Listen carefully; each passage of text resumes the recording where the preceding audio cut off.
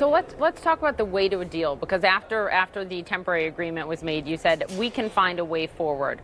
You also, Senator, told Bloomberg News just in December, quote, "We need strategically placed fencing and other kinds of barriers in certain parts of our border." Does that mean that you would agree to and vote for a deal that does include funding for a border barrier?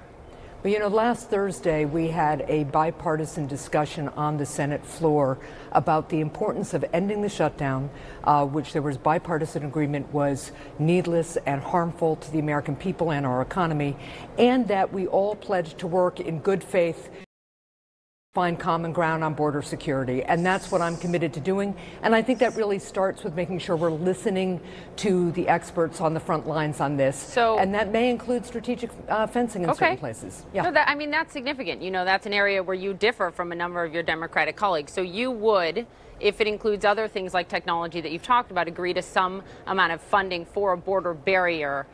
How much? Well, so what I think is important over the next several weeks is that we listen to the people on the front lines. I was down on the border last May, and what the CBP told me was they needed more agents, we need more immigration judges, we need better technology, especially at our ports of entry, and in some places we need to improve fencing, repair fencing, or perhaps put in some new fencing. You know, what we need to be doing is focus on what the experts are telling us they need, and I think that there is a lot of common ground around that, and I'll continue to push people to look for common ground and come to compromise, because that's what we're supposed to do. Is